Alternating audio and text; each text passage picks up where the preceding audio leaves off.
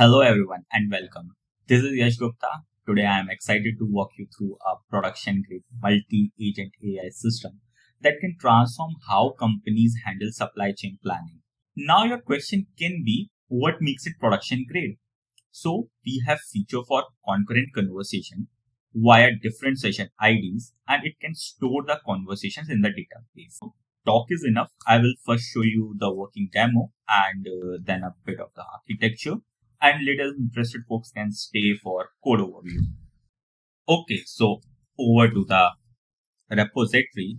I have VS Code open and I write something like Python Gradio UI.py to start the UI for the project.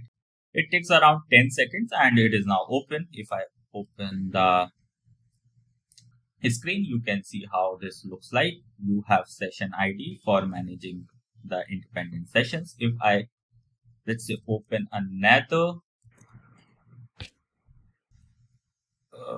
UI, you will have different session ID. And if I open another, you will have different session ID. So I want to show you how concurrent memory works. So let's say I write here, my name is Yash.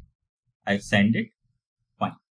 In the second, I write, my name is Soumya, and I send this. Now it is able to answer me, oh hey Yash. But if I ask it again, what is my name? Now it knows what user is actually talking right now. Because of this session ID, it is able to answer me, your name is Yash, and agent is general, and intent is also general. So it is answered by general agent, and intent for the question was also general. Now if I ask this, what was my name? It should give me Soumya as an answer because it stores the states independently based on the session ID we have. Third, let's now talk the real conversation which we have. Let's say what's the demand forecast for Ultra Boost in 2024? I send this query.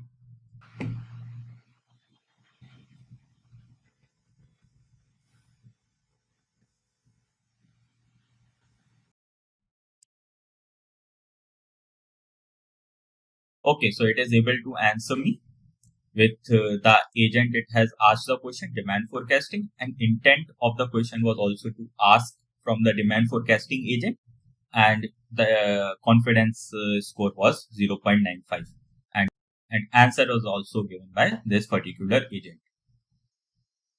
We have other agents as well, like sizing agent, which gives answer related to sizing, and pricing agent, which gives answer related to pricing.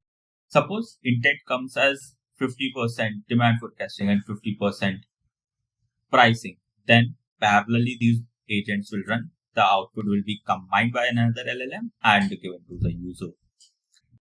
So this is a working demo. Now let's move on to the architecture part.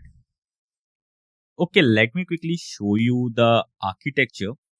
First, when I show you the Gradio chat application, there was an option to have a user input. So user inputs are taken in, then a router node, it directly goes to a router node. Then router node decide, okay, this query is related to which agent. If it is work of demand forecasting agent, it sends it to demand forecasting agent. If it is related to size curve, then size curve, or else price optimization. But before that, we enter in a context injection layer, which is a RAG-based system basically. So based on the query, it enhances the query first of all, then pulls 5 documents from the entire stack of documents which are stored in the FAISS vector DB, and then store it in the SQL server as well for retrieval at any moment.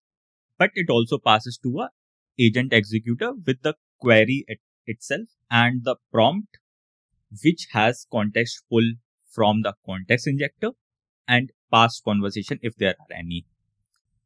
Then context agent executor, suppose it goes to demand forecasting agent based on the routing, obviously. Then it goes back. First of all, it stores in the database with the session ID and the input query and the output query, and also the metadata and time. Those kind of fields are also stored and sent to the front end team as well, or the front end UI which we have for now. So this is the entire architecture which we have. Now let's move to the coding part of the. Okay, so this is the code. Starting off with the first file which I created, which is config. So in the config, you can see we have OpenAI API key which we want, also the LangSmith API key for the tracking, which is needed to have a cost estimation later on. Also some database path, and we have RAG as well. So RAG path, also we are using embedding model, which is text embedding ADA 002 from OpenAI for embedding all the documents storing in the FAISS database. Also, we have overlap chunk of 200 for all the documents, and we are pulling 3 results, and this is configuration. So you can also have 5 or 10 based on the number of documents you have.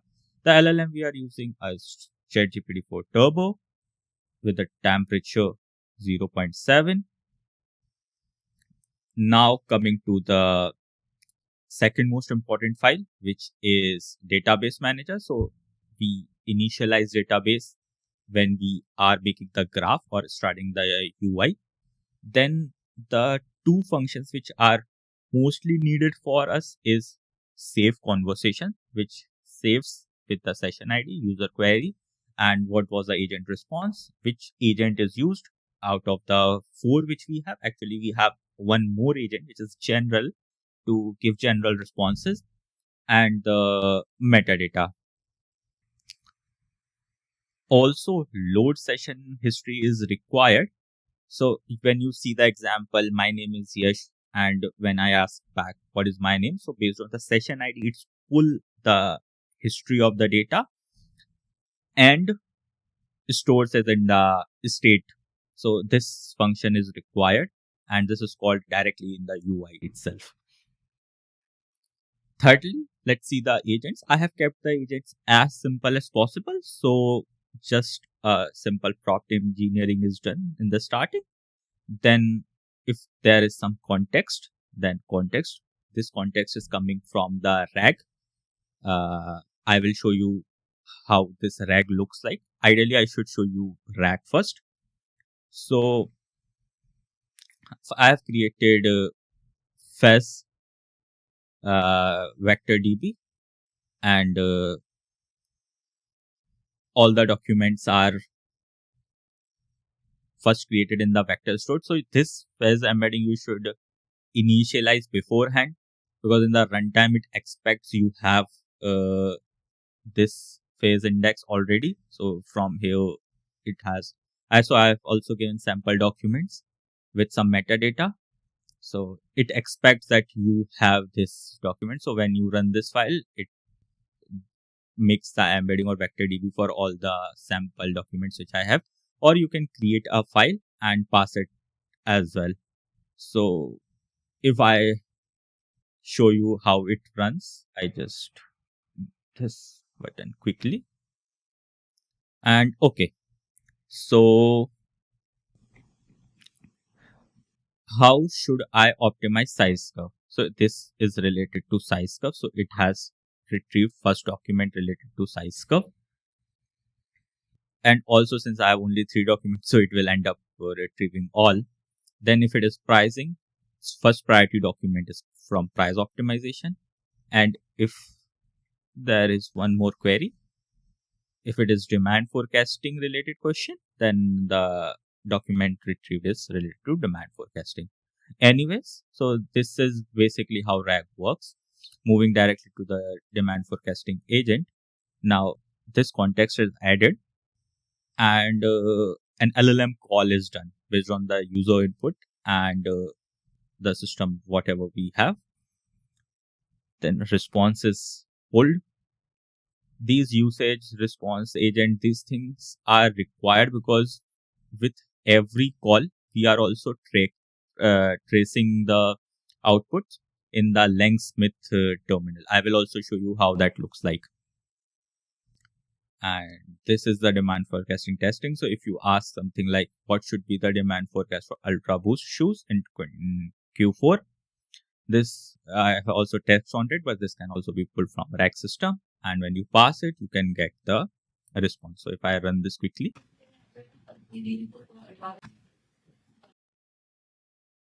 it gives the output based on the query which we had. So this is also working, and in the end it also gives a token usage. Similarly, I have done for the price agent and similarly for the size curve agent. And I directly move on to the graph. But before moving to the graph, I show you routing, how routing works. Okay, so whatever query you have, you just simply ask from the LLM itself that this is the query, what should I classify this into, and what should be the confidence interval between 0 and 0.1, and output should be in the format of a JSON. Then system gives the output, and if anything fails, we just simply set it to the general. And these things also are traced by LangSmith. And whatever the intent is, if intent is not clear, we just simply pass it to the general agent. Then moving back to the graph. So I have created different nodes based on the agents and components which we have. Then directly we have attached them in the workflow. First we have router node, then inject context node, then demand node, size curve node, price node, general. These are all related to the agent. And also I had one specialized node which is save TV. This doesn't have any LLM for that sake. It just stores the conversation in the database and make the database related calls. Similarly, entry point is set to the router and exit is always being done from the agent itself. If you want to have two parallel runs from the agents, you can also add another node which combines the output. But for the simplicity, I have not done that. And similarly, the agent is made and you can see all the related states. And also, I just quickly show you the what state I am using. It's quite elaborate for that matter. We have query, we have session ID, then we have conversation context, null if it's first, and if it has a context, then it will be added. Then intent coming from the router, and also what is the intent confidence and intent reasoning. Then rack context, agent response, then what agent is used to answer that particular query, usage for the number of tokens and etc., and error if there are any. So this is a quite elaborate agent state which is created for every session ID for that matter. Directly moving to the Gradio UI, I'm skipping main because all the things which are done in main are already been included in the UI part. So first of all, we need to start processing the UIs or the whenever the window is being called. So first, whenever user opens any window, a unique UI is created and assigned to him. If there is any context previously related to that session ID, we pull that. If not, it is empty. And an initial state is created. And it's passed to the graph and result is stored. And obviously, this is result is stored in the database as well as sent in the front end or the UI back to the UI itself. Similarly, if we want to clear some chat, there are functions related to that. If you want to view history, there are functions related to that, because in the UI which I showed you, just you have view history as well. So if there are any histories, it will come here. And if you want to create new session, you can create from here. Similarly, the front end, some UI related code is written here, which I think is not much related to our need. And this way, we just launch the Gradio UI from the main function, add this port and local server. So yeah, this is pretty much the overview. And before signing off, I just quickly show you how the database looks like. So SQL database can be viewed in the VS Code itself. So just I show you whatever the session ID which we have. Suppose when I was showing my name, but what is my name? When it doesn't have any context, it just simply gives I am AI developed by OpenAI. And in the later part, when we have the context and it is able to pull the request from the past conversation. Let's say I ask my name is Yash, then answer can be hello Yash, how can I help?